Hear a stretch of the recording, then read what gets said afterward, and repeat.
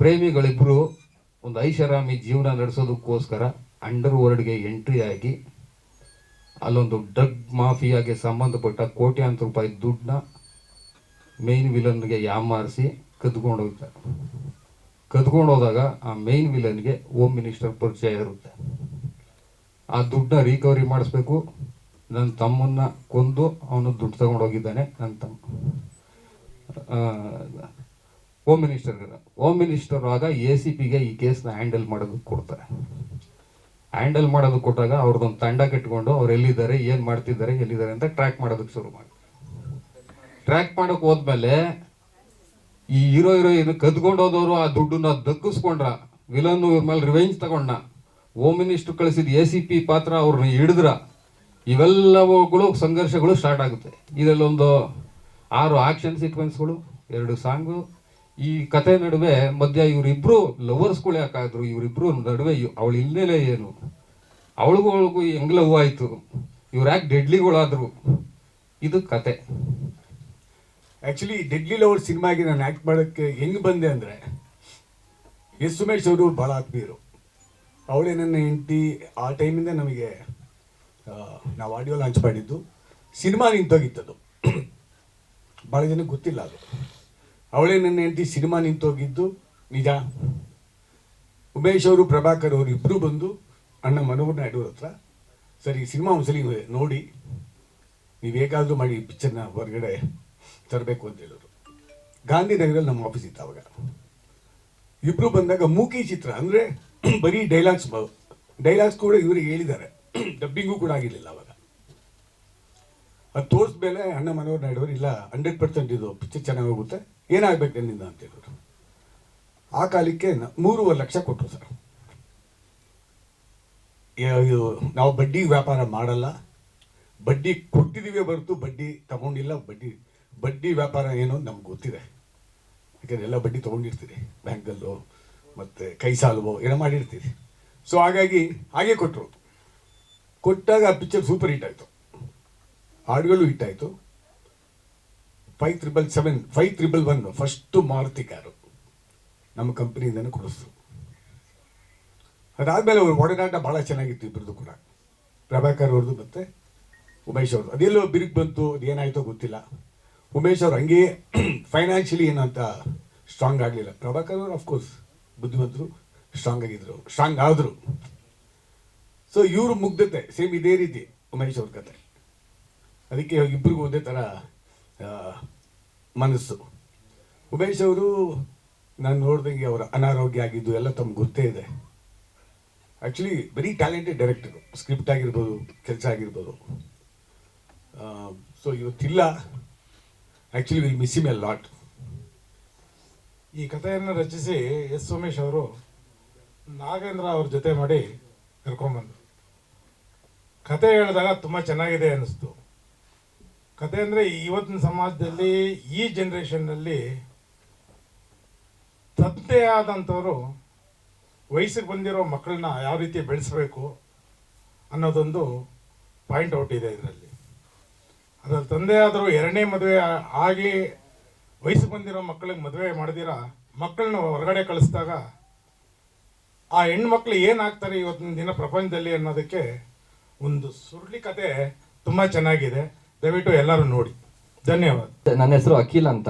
ನಾನು ಬಿಫೋರು ನವಲೇರಿ ಅಂತ ಸಿನಿಮಾ ಮಾಡಿದ್ದೀನಿ, ಹಾಗೆ ವಸುಂಧರಾ ದೇವಿ ಅಂತ ಮಾಡಿದ್ದೀನಿ. ಫಸ್ಟ್ ಇಂಟ್ರೊಡ್ಯೂಸ್ ಮಾಡಿದ್ದು ನಮ್ಮ ಪ್ರಶಾಂತ್ ಅಣ್ಣನೇ. ನಮ್ಮ ಪ್ರಶಾಂತ್ ಅಣ್ಣಂಗೆ ತುಂಬ ಥ್ಯಾಂಕ್ಸ್ ಹೇಳ್ತೀನಿ. ಈ ಸಿನಿಮಾ ಸಿಗಬೇಕು ಅಂತ ಅಂದ್ರೂ ಅವರೇ ಕಾರಣ. ನಾನು ಆಲ್ರೆಡಿ ಹೆಲ್ತ್ ಇಶ್ಯೂಯಿಂದ ಕ್ವಿಟ್ ಮಾಡಿದ್ದೆ ಸಿನಿಮಾ ಇಂಡಸ್ಟ್ರಿನೇ. ಆ ಟೈಮಲ್ಲಿ ಒಂದಿದೆ ಮಾಡು ಅಂತೇಳಿ ಕೊಟ್ಟಿದ್ದು, ಕರ್ಕೊಂಬಂದಿದ್ದು ಅವರೇ ತಿರ್ಗಾ. ಹಾಗೆ ಡೆಡ್ಲಿ ಲವರ್ಸ್ ಅಂತೇಳಿ ಮೂವಿ ಮಾಡಿದಾಗ, ಡೆಡ್ಲಿ ಲವರ್ಸ್ ಅಂದರೆ ಫಸ್ಟು ನಾನು ಸಣ್ಣ ಪುಟ್ಟ ಕಳ್ತನ ಮಾಡ್ಕೊಂಡಿರ್ತೀನಿ, ಈಗ ಅಂಡರ್ ವರ್ಲ್ಡಿಗೆ ಎಂಟ್ರಿ ಕೊಡ್ತೀನಿ, ಮುಂದೆ ಏನೇನಾಗುತ್ತೆ ಅದೇ ಸ್ಟೋರಿ. ಇವ್ರದ್ದು ಒಂದು ಫ್ಲ್ಯಾಶ್ ಬ್ಯಾಕ್ ಇರುತ್ತೆ ಹೀರೋಯಿನ್ ಮೇಡಮ್ದು. ಸೊ ಅದರಿಂದ ನೆಕ್ಸ್ಟ್ ಏನೇನಾಗುತ್ತೆ ಅನ್ನೋದೇ ಮೂವಿ ಸ್ಟೋರಿ. ಅದೆಲ್ಲ ಥಿಯೇಟ್ರಲ್ಲೇ ನೋಡಬೇಕು. ತುಂಬ ಚೆನ್ನಾಗಿ ಮಾಡಿದ್ದಾರೆ. ನಾಗೇಂದ್ರ ಸರ್ ಕತೆ ಹೇಳಿದ್ರು, ಅವಾಗ ಅರ್ಥ ಆಗಿರಲಿಲ್ಲ. ಸ್ಕ್ರಿಪ್ಟ್ ಕೊಟ್ಟರು, ಅವಾಗಲೂ ಅರ್ಥ ಆಗಲಿಲ್ಲ. ಅದು ಎಲ್ಲ ಆಮೇಲೆ ಸಿನಿಮಾ ನೋಡಿದ್ರೆ ಬೇರೆ ಥರ ಇದೆ. ಪೂರ್ತಿ ನೋಡಿಲ್ಲ, ಇನ್ನೂ ನೋಡಬೇಕು. ಬಟ್ ಅದೇ ಸರ್, ನಾನು ಸಣ್ಣ ಪುಟ್ಟ ಕಳ್ತನ ಮಾಡ್ಕೊಂಡಿರ್ತೀನಿ.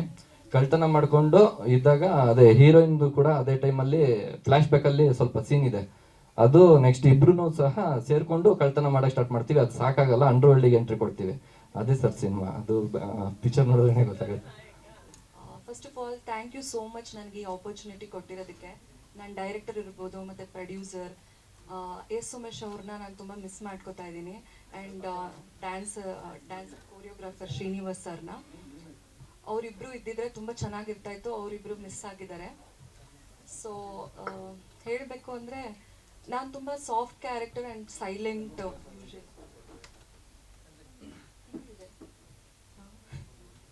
ಸೊ ಯೂಶಲಿ ನಾನು ತುಂಬ ಸಾಫ್ಟ್ ಕ್ಯಾರೆಕ್ಟರ್ ಆ್ಯಂಡ್ ತುಂಬ ಸೈಲೆಂಟ್ ಕ್ಯಾರೆಕ್ಟರ್ ಇರೋದು ರಿಯಾಲಿಟಿನಲ್ಲಿ. ಬಟ್ ಇವರು ನನಗೆ ಡೆಡ್ಲಿ ಲವರ್ಸ್ ಅಂತ ಹೇಳಿದಾಗ ನಾನು ಸ್ವಲ್ಪ ಬ್ಯಾಕ್ವರ್ಡ್ ತೊಗೊಂಡೆ. ಬಿಕಾಸ್ ನನಗೆ ಆ ಪಾತ್ರಕ್ಕೆ ಜಸ್ಟಿಸ್ ಕೊಡೋಕ್ಕಾಗುತ್ತಾ ಇಲ್ವಾ ಅಂತ ಗೊತ್ತಾಗಲಿಲ್ಲ. ಆ್ಯಂಡ್ ದೆನ್ ರಿಸ್ಕ್ ತೊಗೊಂಡ್ರೇ ಅಲ್ವಾ ಲೈಫು. ಸೊ ಐ ಥಾಟ್ ಮಾಡೋಣ ಅಂತ ಹೇಳಿಬಿಟ್ಟು ಮತ್ತೆ ನಾನು ಸ್ಟಾರ್ಟ್ ಮಾಡಿದೆ. ಐ ಥಿಂಕ್ ನಾನು ಜಸ್ಟಿಸ್ ಮಾಡಿದ್ದೀನಿ ನನ್ನ ಪಾತ್ರಕ್ಕೆ ಅಂತ ಡೈರೆಕ್ಟರ್ ಎಲ್ಲ ಒಪ್ಕೊಂಡಿದ್ದಾರೆ. ನೀವು ಕೂಡ ಸಿನಿಮಾ ನೋಡಿ ಆದಷ್ಟು ಶೇರ್ ಮಾಡಿ, ಸಪೋರ್ಟ್ ಮಾಡಿ ಅಂತ ಕೇಳ್ಕೊತೀನಿ. Thank you so much. ನಾನು ಈ ಸಿನಿಮಾದಲ್ಲಿ ACP ರೋಲ್ ಮಾಡಿದ್ದೀನಿ. ಇದು ಆ್ಯಕ್ಚುಲಿ ನನ್ನ ಕನಸಿನ ರೋಲ್ ಆಗಿತ್ತು. ಈ ಥರ ಒಂದು ರೋಲ್ ಮಾಡಬೇಕಂತ ನಂಗೆ ತುಂಬ ವರ್ಷಗಳಿಂದ ಆಸೆ ಇತ್ತು. ನಾನು ಮಾಲಾಶ್ರೀ ಮೇಡಮ್ ಅವರ ಫ್ಯಾನ್ ಆಗಿರೋದ್ರಿಂದ ಅವರು ಇನ್ಸ್ಪೆಕ್ಟರ್ ರೋಲ್ಗಳು ನೋಡಿ ಇನ್ಸ್ಪೈರ್ ಆಗಿದೆ. ನಾನು ಈ ಥರ ಕೆಡಕ್ ಆಫೀಸರ್ ರೋಲ್ ಮಾಡಬೇಕು ಅಂತ ಒಂದು ಆಸೆ ಇತ್ತು. ಬಟ್ ಈ ಆಸೆನ ನೆರವೇರಿಸಿದ್ದು, ಈ ಚಾನ್ಸು ಸಿಗೋ ಕಾರಣ ಆಗಿದ್ದು ಉಮೇಶ್ ಸರ್ ಅವರು ಇತ್ತೀಚೆಗಷ್ಟೇ ಕಾಲ ಆದರು. ಬಟ್ ತುಂಬ ಬೇಜಾರಿದೆ ಒಂದು ಕಡೆ ಅವರಿಲ್ಲ ಈ ಕಾರ್ಯಕ್ರಮದಲ್ಲಿ ಅಂತ. ಬಟ್ ನಾನು ಯಾವಾಗಲೂ ಅವ್ರಿಗೆ ಚಿರಋಣಿಯಾಗಿರ್ತೀನಿ. ಅವರಿಂದನೇ ನನಗೆ ಅವಕಾಶ ಸಿಕ್ಕಿದ್ದು. ನಂತರ ನಾಗೇಶ್ ಸರ್ ಕಾಲ್ ಮಾಡಿ ಕತೆನ ಬ್ರೀಫ್ ಮಾಡಿದ್ರು, ನನ್ನ ಕ್ಯಾರೆಕ್ಟ್ರ್ ಬಗ್ಗೆ ಹೇಳಿದ್ರು. ಆಮೇಲೆ ನಾನು ಒಪ್ಕೊಂಡೆ. ಫಸ್ಟ್ ಆಫ್ ಆಲ್ ಈ ಕ್ಯಾರೆಕ್ಟರ್ ಮಾಡೋಕ್ಕೆ ನಂಗೆ ತುಂಬ ಇಷ್ಟ ಇದ್ದಿದ್ದರಿಂದ ನಾನು ಜಾಸ್ತಿ ಏನು ಕ್ವೆಶನೇ ಮಾಡಲಿಲ್ಲ, ಒಪ್ಕೊಂಡೆ. ಎಲ್ಲರಿಗೆ ನನ್ನ ನಮಸ್ಕಾರಗಳು. ಫಸ್ಟ್ ಟೈಮ್ ಪ್ರೆಸ್ ಮೀಟಲ್ಲಿ ಕೂತಿದ್ದೀನಿ. ಏನಾದರೂ ತಪ್ಪಾಗಿ ಮಾತಾಡಿದ್ರೆ ಕ್ಷಮೆ ಇರಲಿ. ನನ್ನ ಹೆಸರು ಸಲ್ಗರ್ ವಿನೋದ್ ಅಂತ. ನಮ್ಮದು ಅಕ್ಕಲಕೋಟೆ, ಸೋಲಾಪುರ ಡಿಸ್ಟಿಕ್ಕು. ಗಡಿನಾಡು ಕನ್ನಡಿಗ. ಏನೋ ಒಂದು ಸಿನಿಮಾಲಿ ಏನೋ ಒಂದು ಮಾಡಬೇಕು ಅಂದ್ಕೊಂಡು ಇಲ್ಲಿ ಬೆಂಗಳೂರಿಗೆ ಬಂದಿದ್ದೀನಿ. ಒಂದು ಕೆಲವೊಂದು ಮೂವಿಗಳೆಲ್ಲ ನಾನು ಆ್ಯಕ್ಟ್ ಮಾಡಿದ್ದೀನಿ. ಇದು ಡೆಡ್ಲಿ ಲವರ್ಸ್ ಮೂವಿಗೆ ಆ್ಯಕ್ಚುಲಿ ನಾನು ಬಂದಿದ್ದು ಒಂದು ಚಿಕ್ಕ ಸ್ಮಾಲ್ ಕ್ಯಾರೆಕ್ಟರ್ಗೆ ಅಂತ ಕರೆಸಿದ್ರು. First villain ತಮ್ಮನ್ ರೋಲ್ಗೆ ಕರೆಸಿದ್ರು. ಅಲ್ಲಿ ಒನ್ ಡೇ ಶೂಟ್ ಮಾಡಿದೆ. ನಾಗೇಂದ್ರ ಸರ್ ಅವರು, ಇಲ್ಲಮ್ಮ ನಿನ್ಗೆ ಈ ಕ್ಯಾರೆಕ್ಟರ್ ಬೇಡ, ನಿನಗೆ ಬೇರೆ ಕ್ಯಾರೆಕ್ಟರ್ ಮಾಡಿಸ್ತೀನಿ ಅಂತ ಹೇಳಿ ಈ ಮೂವಿಲಿ ಮೇನ್ ವಿಲನ್ ಆಗಿ ರೋಲ್ ಕೊಟ್ಟರು.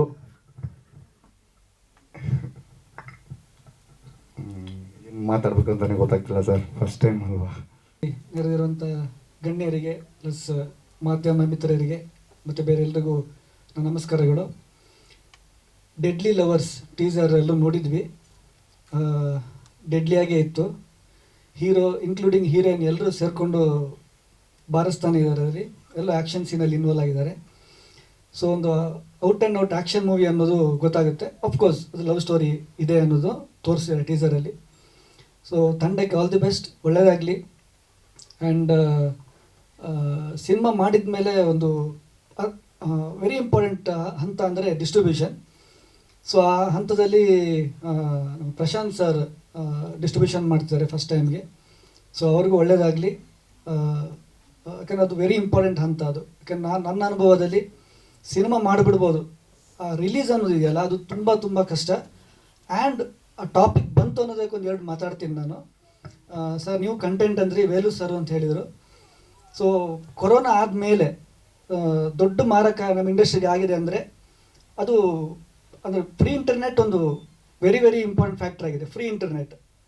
ಸೊ ಅದು ಇವಾಗ ಏನು ಚೇಂಜಸ್ ಮಾಡೋಕ್ಕಾಗಲ್ಲ. ಎಲ್ಲರ ಕೈಯಲ್ಲಿ ಮೊಬೈಲ್ ಇದೆ, ಅನ್ಲಿಮಿಟೆಡ್ GB ಡೇಟಾ ಸಿಗುತ್ತೆ. ಸೊ ಅದಾದಮೇಲೆ OTT ಅದು ಕೊರೋನಾ ಟೈಮಲ್ಲಿ ಬೂಮ್ ಆಯಿತು. ಸೊ ಅದು ಏನು ಮಾಡೋಕ್ಕಾಗಲ್ಲ, ಎಕ್ದಮ್ ಲೀಗಲ್ ಅದು OTT ಪ್ಲ್ಯಾಟ್ಫಾರ್ಮ್ ಅನ್ನೋದು. ಸೊ ನಾನು ನೋಡಿದಾಗೆ ದೊಡ್ಡ ಮಾರಕಾಗಿ ನಿಂತಿದೆ ಅಂದರೆ ಪೈರೇಸಿ. ಬೆಳಿಗ್ಗೆ ಶೋ ಆಗ್ತಿದ್ದಾಗೆ ಮಧ್ಯಾಹ್ನದೊಳಗೆ ಅದು ಮೊಬೈಲಲ್ಲಿ ಇರುತ್ತೆ, ಟೆಲಿಗ್ರಾಮಲ್ಲಿ ಇರುತ್ತೆ. ಅದು ಯಾವುದೇ ಸಿನಿಮಾ ಇರ್ಬೋದು, ಚಿಕ್ಕದಿಂದ ಹಿಡಿದು ದೊಡ್ಡ ಸಿನಿಮಾ ಎಲ್ಲನೂ ಅದು ಬೇರೆ ಬೇರೆ MB ಅಲ್ಲಿ ಕೊಟ್ಟಿರ್ತಾನೆ ಅವನು ಫೈಲ್. ಸೊ ದೊಡ್ಡ ಮಾರಕ ಅದಾಗಿದೆ. ಸೊ ಇದ್ರ ಬಗ್ಗೆ ಆ್ಯಕ್ಚುಲಿ ಒಂದು ದೊಡ್ಡ ಮಟ್ಟದಲ್ಲಿ ಚರ್ಚೆ ಆಗಿ ಸರ್ಕಾರದಿಂದ ಇದನ್ನು ತಡೆ ಹಾಕೋಕ್ಕೆ ಏನೋ ಒಂದು ವ್ಯವಸ್ಥೆ ಆಗಬೇಕು ಅನ್ನೋದು ನನ್ನ ವಿನಂತಿ. ಈಗ ದೊಡ್ಡ ಚರ್ಚೆ ಆಗಲೇಬೇಕು. ಆಬ್ವಿಯಸ್ಲಿ ಪ್ರೆಸ್, ನೀವು ಮೀಡಿಯಾ ಎಲ್ಲನೂ ಸಪೋರ್ಟ್ ಮಾಡಲೇಬೇಕು. ದೊಡ್ಡ ಒಂದು ಅಲೆ ಇದ್ರೇ ಇದು ಸಾಧ್ಯ. ಯಾಕಂದ್ರೆ ದೊಡ್ಡ ದೊಡ್ಡ ಪ್ರೊಡ್ಯೂಸರ್ಸ್ ಎಲ್ಲ ಟ್ರೈ ಮಾಡಿದ್ದಾರೆ ಇದ್ರ ಬಗ್ಗೆ. ಸೊ ಇದೊಂದು ಕರ್ಬ್ ಆಯಿತು ಅಂದರೆ ಈ ಒಂದು ಸಮಸ್ಯೆ 50% ಸಮಸ್ಯೆ ಸಾಲ್ವ್ ಆಗುತ್ತೆ. ಯಾಕೆ ಅಂತಂದರೆ ಕಂಟೆಂಟ್ ಅಂತ ಹೇಳಿದ್ರಿ ಸರ್ ನೀವು. ಮೊದಲೆಲ್ಲ ಆ್ಯಾವ್ರೇಜ್ ಸಿನಿಮಾನು ಮಿನಿಮಮ್ 25 ದಿನ ಥಿಯೇಟ್ರಲ್ಲಿ ಇರ್ತಾ ಇತ್ತು. ಇವಾಗ ಜನರು ಡಿಸೈಡ್ ಆಗ್ತಿದ್ದಾರೆ ಯಾವ ಸಿನಿಮಾನ ಥಿಯೇಟ್ರಲ್ಲಿ ನೋಡಬೇಕು, ಯಾವ ಸಿನಿಮಾನ ಮೊಬೈಲಲ್ಲಿ ನೋಡಬೇಕು, ಯಾವ ಸಿನಿಮಾನ OTTಲ್ಲಿ ನೋಡಬೇಕು ಅಂತ ಎಲ್ಲ ಡಿಸೈಡ್ ಆಗಿಬಿಟ್ಟಿದ್ದಾರೆ. ಸೊ ಅದು ಯಾಕೆ ಸಾಧ್ಯ ಆಗಿದೆ ಅಂತಂದರೆ ಆ ಪೈರೇಸಿ ಮೊಬೈಲಲ್ಲಿ ಸಿಗ್ತಾರೆ ಸಿನಿಮಾಗಳು ಈಸಿಯಾಗಿ. ಸೊ ಇದೊಂದು ವ್ಯವಸ್ಥೆಗೆ ಒಂದು ಬಂದರೆ, ಟೈಮ್ ಲೈನಿಗೆ ಬಂದರೆ, ಸೊ 50% ಕರ್ಬ್ ಆಗುತ್ತೆ ಅಂತ ನನ್ನ ಇದು ಇಂಡಸ್ಟ್ರಿ ಇಂಪ್ರೂವ್ ಆಗೋಕ್ಕೆ. ಡಿಸ್ಟ್ರಿಬ್ಯೂಷನ್ ಕೈ ಹಾಕಿದ್ದೀನಿ. ತಾಂಡವ್ ಮೂವಿ ಮೇಕರ್ ಅಂತ ಡಿಸ್ಟ್ರಿಬ್ಯೂಷನ್ ಹೆಸರು. ಸೊ ಕತೆ ಚೆನ್ನಾಗಿತ್ತು. ಕತೆ, ಚಿತ್ರಕಥೆ, ಸ್ಕ್ರೀನ್ ಪ್ಲೇ, ಡೈಲಾಗ್ ಎಲ್ಲ ನೋಡಿಬಿಟ್ಟು, ಬಟ್ ಈ ಕತೆ ಚಿತ್ರಕಥೆ ಎಲ್ಲ ನೋಡಿಬಿಟ್ಟು ಇದನ್ನು ಫಸ್ಟು ನಾನೇ ಡಿಸ್ಟ್ರಿಬ್ಯೂಷನ್ ಮಾಡಬೇಕಂತ ನಾನು ಇದನ್ನು ತಗೊಂಡು ಡಿಸ್ಟ್ರಿಬ್ಯೂಷನ್ಗೆ ಕೈ ಹಾಕಿದ್ದೀನಿ. ಸರ್, ಡಿಸ್ಟ್ರಿಬ್ಯೂಷನ್ ಅನುಭವಕ್ಕಿಂತ ನಿರ್ಮಾಣ ಅನುಭವ ಅಂತೂ ಇದೆ. ನಿರ್ಮಾಣ ಮಾಡಿ ಅದನ್ನು ರಿಲೀಸ್ ಮಾಡೋ ಹಂತಕ್ಕೂ ನಾನು ತಗೊಂಡು ಹೋಗಿದ್ದೀನಿ. ಸೊ ಅನುಭವ ಸ್ವಲ್ಪ ಇದೆ ಅನ್ಕೋತೀನಿ. All over Karnataka sir.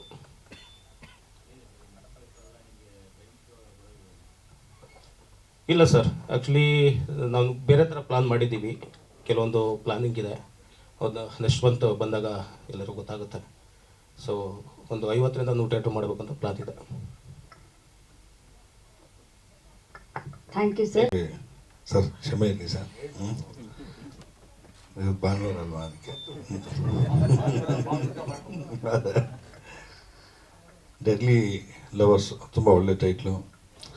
ಹಾಗೆಂದ ನಮ್ಮ ಕನಕ್ಪುರದವ್ರು ಇವರು ನಿಜಾಲು ಈ ನಮ್ಮ ಪ್ರಶಾಂತ್ ನಾಗ್ ಈ ಪಿಕ್ಚರ್ ಬಗ್ಗೆ ಎಲ್ಲ ಪ್ರತಿಯೊಂದು ಹೇಳಿದ್ರು. ಭಾಳ ಖುಷಿ ಆಯಿತು. ಫಸ್ಟ್ ಟೈಮ್ ನೀವು ಡಿಸ್ಟ್ರಿಬ್ಯೂಷನ್ ಮಾಡ್ತಾಯಿದ್ರೆ ಒಳ್ಳೇದಾಗಲಿ. ಎಲ್ಲ ಸಲಹೆ ಸಹಕಾರ ತೊಗೊಂಡು ಒಳ್ಳೊಳ್ಳೆ ಥಿಯೇಟ್ರು ಪ್ರೈಮ್ ಇವಾಗ ಜಗದೀಶ್ ಅವ್ರು ಕೇಳಿದ್ರು, ಒಳ್ಳೆ ಪ್ರೈಮ್ ಶೋ ಅಲ್ಲಿ ಇದು ಮಾಡಿ. ಹಾಂ, ಖಂಡಿತ ನಿಮಗೇನು ಆ ಥರ ಅಗತ್ಯ ಇತ್ತು ನಾನು ಇರ್ತೀನಿ, ಮಾಡಿ. ಒಳ್ಳೇದಾಗಲಿ ನಿಮಗೆ. ಹಾಗೆ ಚಿತ್ರತಂಡಕ್ಕೆ ಒಳ್ಳೇದಾಗಲಿ ಸರ್. ನಮಸ್ಕಾರ. Thank you sir. ಯಾವಾಗಲೂ